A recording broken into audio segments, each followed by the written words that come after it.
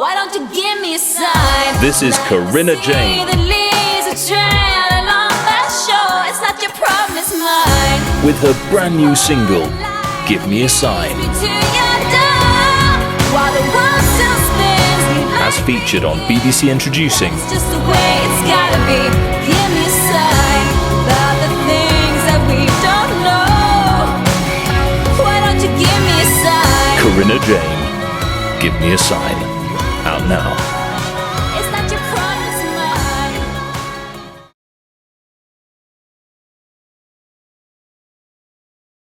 Hello, I'm Sophia Jessica and welcome to the Fan Carpet. It is fantastic to speak to you today. How is everything going? I'm feeling great. Nice to meet you. Thank you so much for having me on your show. No problem, absolutely.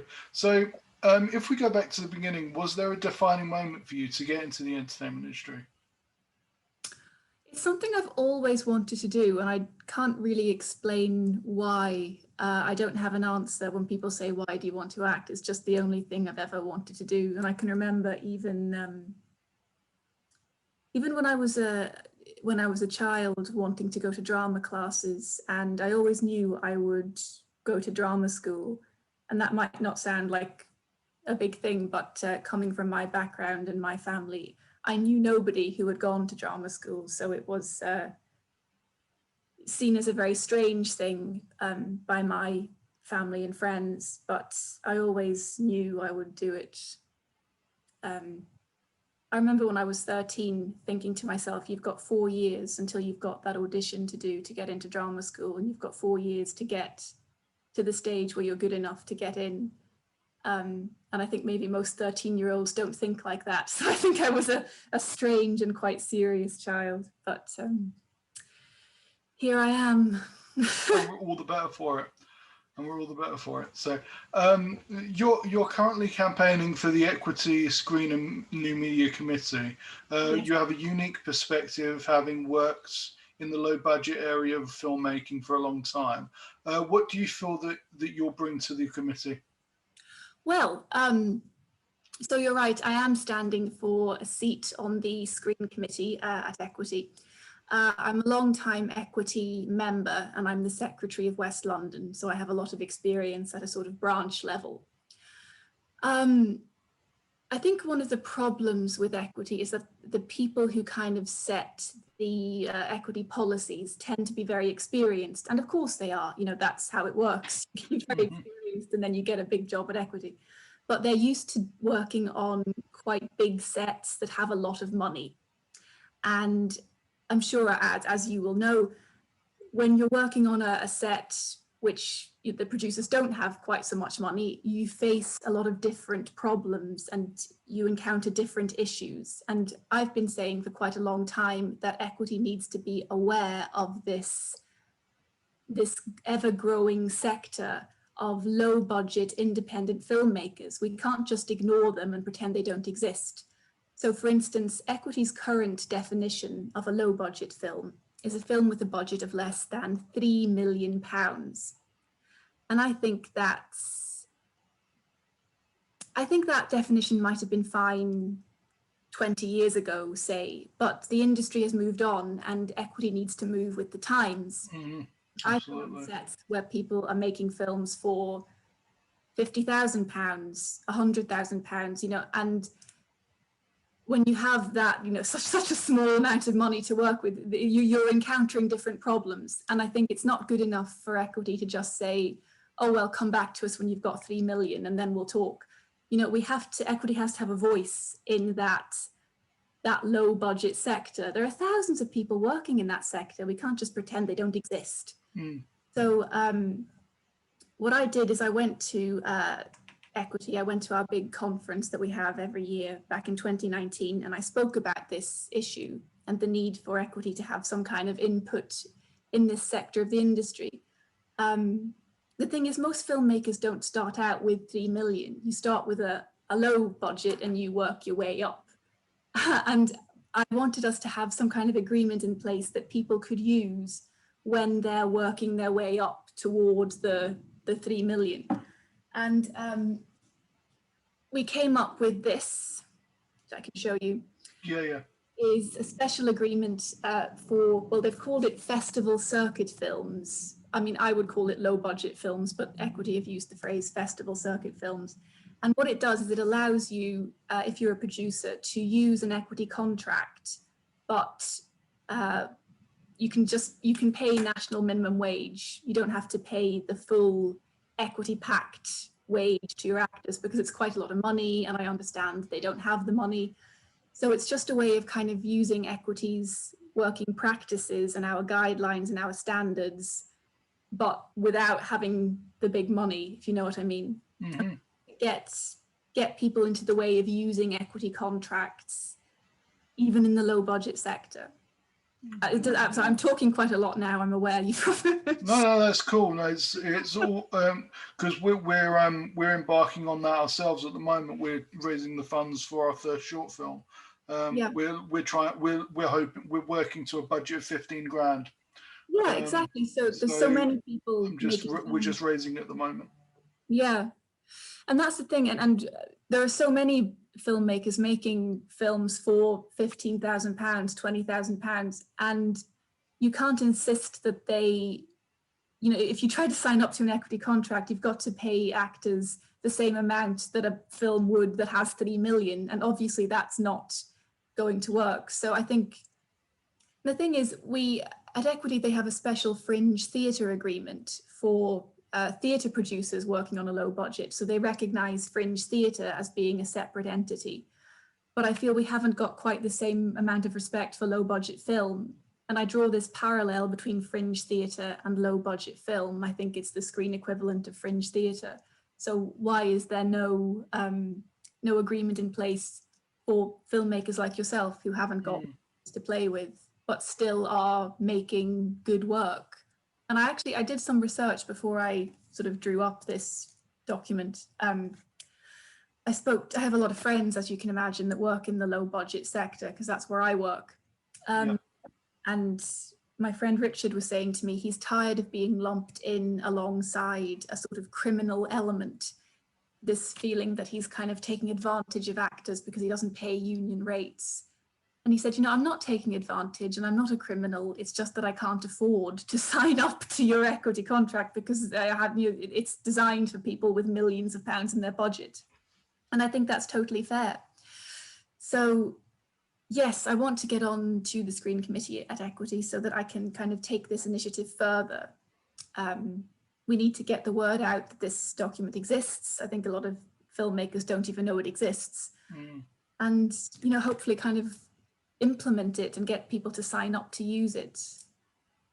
As you're currently the secretary in West London, do you see that as a natural progression as your role within Equity? Yes, I suppose so. I mean, I love working at my branch, and on a branch level, it allows you to really get to know people and the local issues, what's going on at a grassroots level. I think that sometimes that can be the problem in organizations as well. People end up, if you're at the top with a big fancy job, you're in a sort of ivory tower and you lose sight of what's going on, what issues are people facing at the bottom, the actual grassroots membership. So I love that about the branch. But the great thing about the Screen Committee is it's a national committee. So you're looking at the entirety of the UK rather than just looking at West London, which is obviously just one local region. And filmmaking is going on all over the UK. So it would be good to have that kind of national remit, I suppose. Absolutely. So you just showed it, but the guide to working on shorts and festival circuit films will be very useful, compiled from the perspective of someone who's worked in the industry. What are you hoping that filmmakers will take away from it when it's implemented? I hope that filmmakers will see it as a stepping stone to eventually using a proper equity contract one day. I hope they will take from it our working practices in terms of having adequate rehearsal time. I mean, I have some horror stories, and I'm sure every actor does, of low budget filmmaking, being asked to do stunts and things with no proper safety mechanisms in place. throwing together fight sequences with no rehearsal time. Sometimes the working hours are far too long. You can be on set for over 12 hours, and that's not really legal. Actually, you're meant to have, I think it's 10 hours between leaving set and being back on set the next day. So that break time needs to be respected. The treatment of women is very important. Sexual harassment is a huge issue. Actresses being asked to audition with their clothes off, or being put in difficult situations on set, with directors suddenly at the last minute deciding, actually, I think this scene would be better if she was topless. Don't you agree? Yes. And then so sort of throwing these things on actresses with no discussion beforehand. Making sure you have insurance for your set. So many of these people make films with no insurance at all. That's not good. So yeah, just getting people to think in a more professional way. How are you running castings? Are you giving actors enough time to prepare audition pieces? Yeah, just basic things. Well, to me, it sounds like basic things, but you'd be amazed how many people don't seem to consider basic health and safety and treatment of women and just all these different working practices, really. Yeah, absolutely. I mean, the whole the treatment of women, especially that. I mean, that happens when you get like movements like the Me Too movement, Time's Up, and etc. that's been going on. That's when they're left unchecked. But if they're like, there's guidelines straight away, then it does something to protect everybody, because you shouldn't be subjected to go to work feeling uneasy about what you're doing. It's not right, because everyone's there to do a job, not there to it shouldn't be an invitation. Exactly, and it isn't an invitation, but I think so many times people, unscrupulous producers perhaps think that, I don't know, I don't know, if you do a scene where it's like a sex scene or something, then, oh, she must be a bit easy, I'll try it on with her tonight or something, and it doesn't at all mean that you're going to be inclined to. So. Absolutely not. Exactly. Yeah, it doesn't mean that at all. It's just you're doing a part for the role. So yeah. That's what it is. It's, I don't know. The male gender is a bit weird at times. A lot of times. So you filmed the lockdown hauntings during lockdown with the brilliant Howard Ford. Do you have any memories from set while filming that will stick with you throughout your career? Oh gosh, Howard is very resourceful and very innovative, and he came up with this great idea. Obviously, we were all stuck in lockdown, and he wanted to make a film, and he thought, how am I going to do this? I can't get people together on a set. It's going to be nearly impossible. And then he came up with this great idea of actually driving around the country, visiting actors in their own homes. And we literally filmed the whole thing like that. So he came to my little house here in Ealing. He filmed the entire thing himself. He was literally doing every role. He was the DOP, he was doing the sound, he was directing. There's one scene where I had to, I'm being sort of stalked by a kind of ghost, and he played the ghost, so he was also acting. It's just like literally every role you can think of. And it was a marvelous experience. It was great to be able to do some work during that period, and I felt very, very lucky, because I know some of my colleagues, actors that are kind of more theatre-based, still are not working and haven't worked in 18 months. So it's great that Howard was out there making stuff happen during the lockdown. It's admirable. Yeah, my friend Emma was in pantomime in Liverpool. I think, was it at the beginning of the month? I think she was playing Sleeping Beauty. Oh, lovely! But was that on Zoom, or was she literally? No, it was actually on stage. Yeah, it was actually on stage. So yeah, they only did a short run as far as I'm aware. They did a short run. I think it was for a week or two. But yeah, she was pleased to get back to it. I hope it'll all open up again soon. Mm. I think it's slowly starting, but the problem is that we will lose.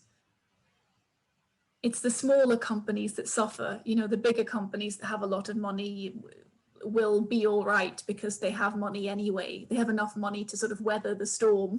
It's the small independent companies that you lose because they haven't got the funding and the resources to keep it going. So I hope that we don't lose too many smaller independent voices.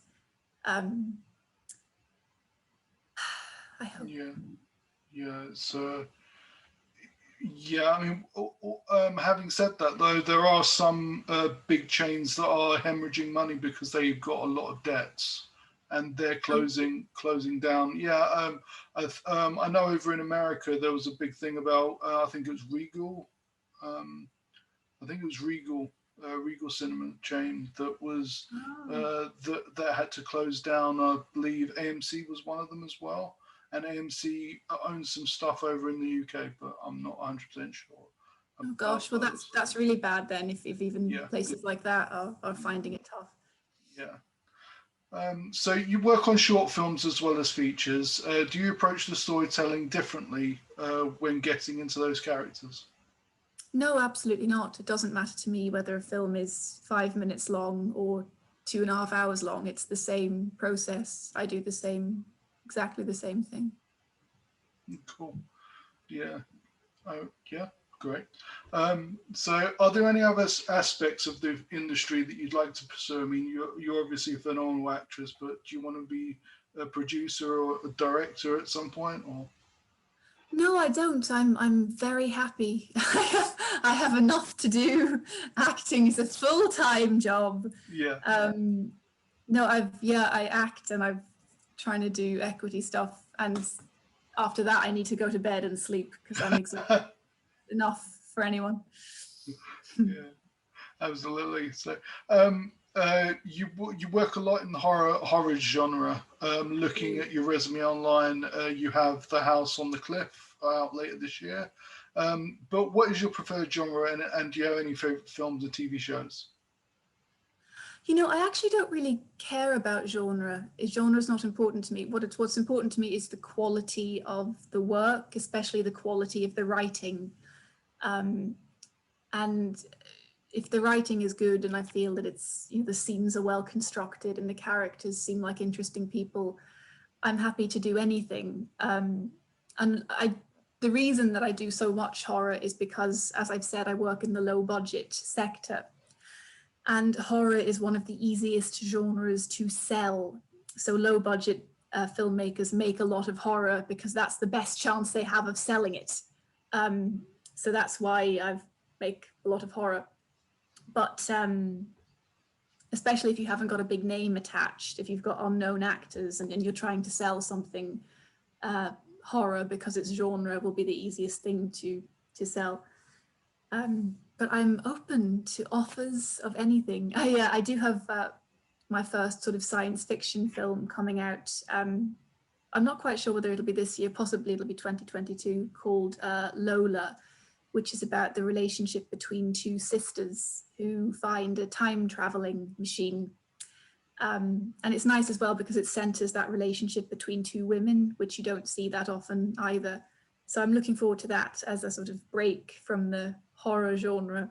I also have a film coming out at the end of this year called, it's called Wyvern Hill. At least that was the title when we were filming it, but the distributor may well change that, so God knows what it'll be called. That's also a horror, but what's interesting about it is it's a horror with a kind of twist. The lead character, again, is a woman, which I like, and an elderly lady, which, again, how many films have an elderly lady as the lead character? So few. It's something we kind of never explore. It's like as a woman, you get to sort of 35 and then you're dead. Nothing else interesting happens to you for the rest of your life. That's not true. Well, exactly. And if anything, you're a more interesting person when you're older because you've had many more life experiences. So, and that was directed by a great guy called Jonathan Zaurin, and stars a lady called Pat Garrett, who's an excellent actress. And at the beginning of the film, you see, well, she's meant to be struggling with the onset of dementia and how that, you see how it sort of affects her family life and the people around her. And it goes on, and it is a thriller and it is a horror, but it's got that wonderful family dimension. And having an older lady in the leading role, I think, is fantastic. So that's another thing I'm excited about. Awesome. What's interesting about it, actually, what's funny is I play the younger version of Pat Garrett in a few sort of flashback scenes. And I'm very tall. I'm about 5'10", and Pat Garrett is about 5'1". So poor Pat had to stand on a box quite a lot, and we had we were all constantly cheating this height difference, and then we did a lot of scenes with us both sitting down so that we never stand up at the same time. It's kind of yeah. Magic of movie making. Or one of them. Yeah. So who inspires you in the industry?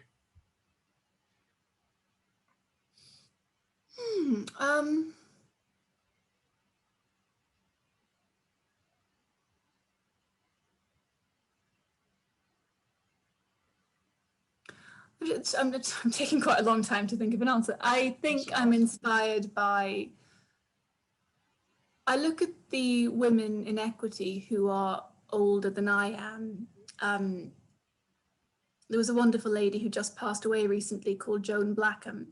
And again, these aren't sort of household names, so probably nobody would remember her, but also ladies like Sue Gilroy and Sheena Govan, and they're great actors. Well, Sue's a director, but they're very intelligent, highly intelligent, perceptive, insightful women. Both Sue and Sheena are branch chairs. They lead branches in their own right, so they're community leaders. While also being, like, Sheena's a great actress, but she also has that sort of political hat on where she's leading an equity branch and trying to actively change the industry for the better. So I suppose when I see those kind of women that are maybe a generation ahead of myself, I think that's the kind of woman I want to be, sort of successful in their acting career, but also they have that sort of equity part of their personality where they're leading the change.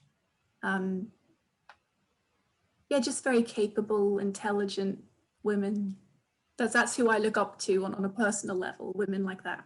Yeah, great. Awesome. Now, with the popularity of streaming services like Disney Plus and Netflix, and they being the lifeline during the past year, what do you think the future of cinema is? It does seem to be heading online, doesn't it? And I think Equity has recently brokered an agreement with Netflix. I think we're the first union to have an agreement with Netflix, as far as I know. But you're right, it's changing the way that we consume content. And I addressed this in my statement for the Screen Committee, that we need to make sure that this change also encompasses how we pay actors. So for instance, with a normal, just to use an example, with a sort of traditional TV commercial, you would be paid a fee.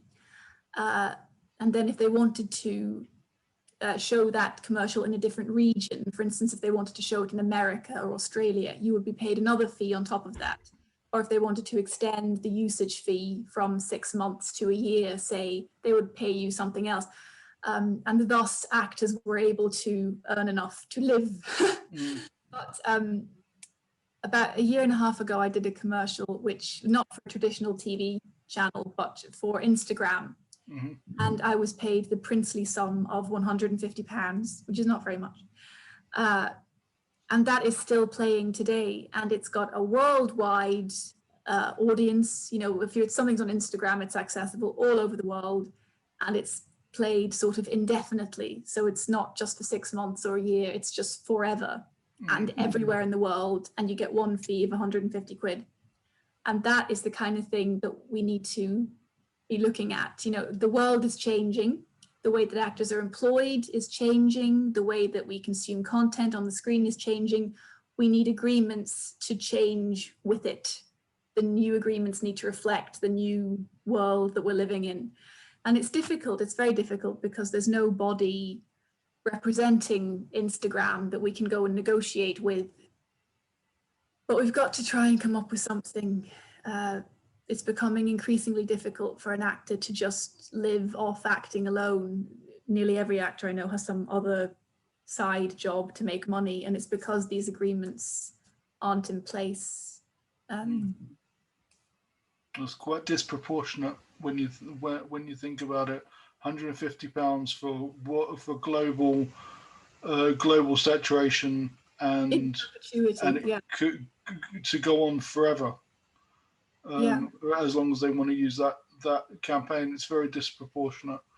And it can also actually stop you from getting other work, because I now can't go up for any other job to do with Instagram. Right. I mean, so the fee is also meant to compensate you for the fact that you are then kind of, because my face is on that advert, I can't be seen for another advert. So that's the fee is not just for your, I know people think, oh, well, you only did 1 day's work. What do you need all this money for? It's because it's the buyout, and it's buying you out of all the other jobs that I now can't go up for. You know what I mean? Yeah, that's... they need to overhaul that contract to stop you from other work. That's bizarre. Well, no, it's very common. I was speaking to somebody at an equity conference, and she told me she had a friend who was offered a role on House of Cards on Netflix back when that was still going. And her friend is Eastern European, and the contract that they tried to make her sign from House of Cards said she could not take any other roles as an Eastern European for the next 7 years. So these contracts, people don't realize how restrictive they are, because so if she takes the House of Cards job, she can't work in that accent for the next 7 years. So that's why you need the money, because she can't not eat for the next 7 years. You know, the money's got to come from somewhere. No, absolutely.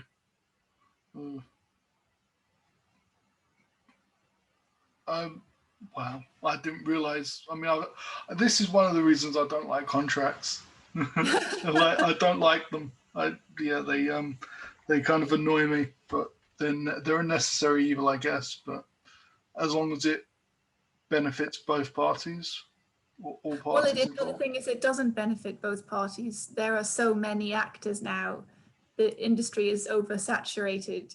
So producers can really name their terms, and actors are so desperate that they end up saying, yes, okay, because producers know they can get away with worse and worse treatment.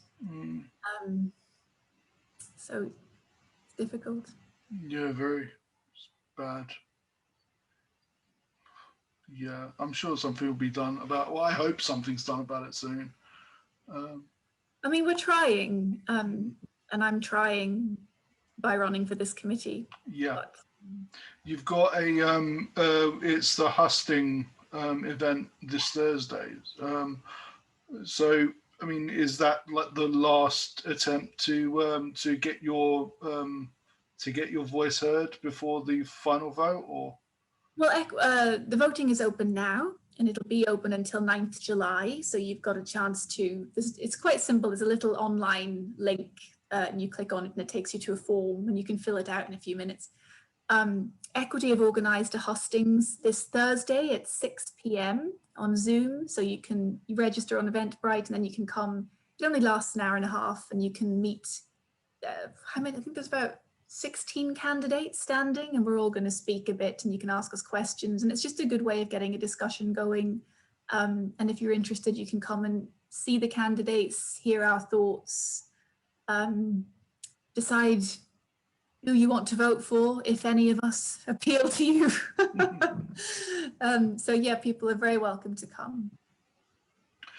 Your resume online says that you have says you have a lot of films in varying stages of production, with House on the Cliff, as mentioned earlier, as possibly the first one. I think that says currently that it's out in October. What are you allowed to say about the others, like The Good Wife and R? The Good Wife was fascinating. I just filmed that in April of this year, so they're being very quick with that. Does it say it's coming out in October? No, from my research, it said The House on the Cliff is out in October. Right. I mean, they were all quite fun. The Good Wife was good in that I got to play two dual characters. I got to play the wife of the couple, and then I also played the sort of, I don't want to give too much away, but there's a sort of ghost wife, and they're both played by me. And the husband in the couple finds himself more drawn to the ghost version, because the ghost version is the sort of fantasy wife, and she's demure and she laughs at all his jokes and she never challenges him. And so she's like a sort of Stepford wife. And again, it is a horror film, but what I find interesting about it is it does examine the kind of the expectations placed on women by our society to be constantly nice and lovely and charming and what men expect of women and that sort of dynamic. So I found that interesting. And the other project, The House on the Cliff, again, I play a young bride who, well, I don't want to give too much away, but she meets a grisly end and then returns in a different form to haunt people. So that was quite good fun. I did a lot of green screen. I got to fly at one point. I was flying like Superman on a green screen, which again, on a low budget film means that because we don't have the money for all the equipment, so they had two big burly blokes, one on either side, holding me up. So no harness then? No, and they were in very fetching green suits, so they can be photoshopped out afterwards. Yeah. So we'll see what that looks like. I also did a death defying. I fell off a cliff at one point. I can't wait to see how that looks. My fall off a cliff. They took me to a small hill in the countryside, and I went, "Ooh!" And they assure me that this will look like a fall from a cliff. So right, okay. And you're playing an elf in R. Yes. That was fun. I don't know whether you know Martin Gooch. He's a director. He's very cool. But he actually made all these little characters during the lockdown. That's what he did with his lockdown. He made the sort of little, they're made of plastic and they're about that high. So it's like a cartoon, but he wanted real actors' faces to be sort of superimposed onto the face of the little figurine. So I had to go in, and they had a thing that held your head like this, so you couldn't move. And you couldn't use your body because your body is the plasticine figure. So you had to do all your reactions in the face, and you couldn't move from side to side. It was like your head was in like a clamp thing that keeps your head from moving. Right, that was okay. A weird experience. It's gonna look strange, but again, he assures me that it will look wonderful when it's finished. Cool.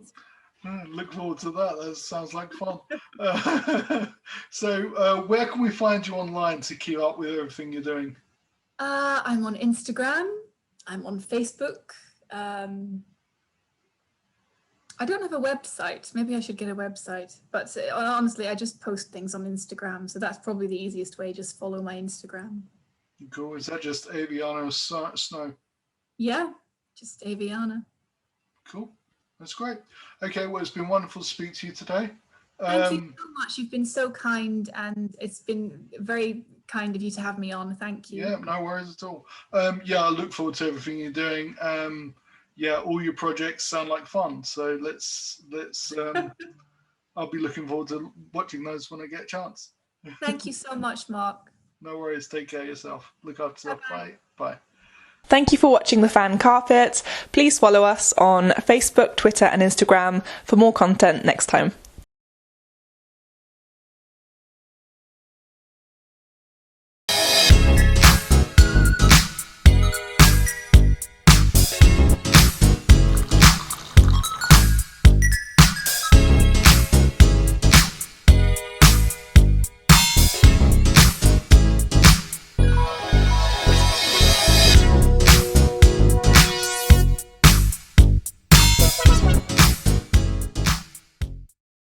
I'm here on the largest of the Balearic Islands, Mallorca. With the turquoise waters of the Mediterranean Sea, beautiful mountainous landscape, the thriving city of Palma, quaint little market towns, a growing number of luxury hotels, it's no surprise that the likes of Audrey Hepburn and Elizabeth Taylor like to holiday here. So come and join me as I take you round Mallorca.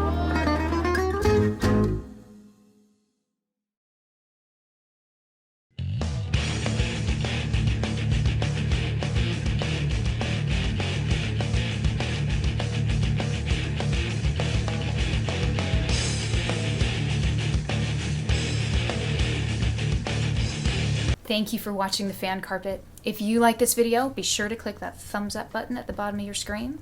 And also be sure to subscribe to the Fan Carpet YouTube channels. They're absolutely free and so much fun too.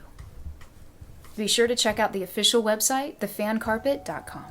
Also, you can follow us on Facebook, Twitter, and Instagram to stay up to date with reviews, competitions, the latest news, and so much more.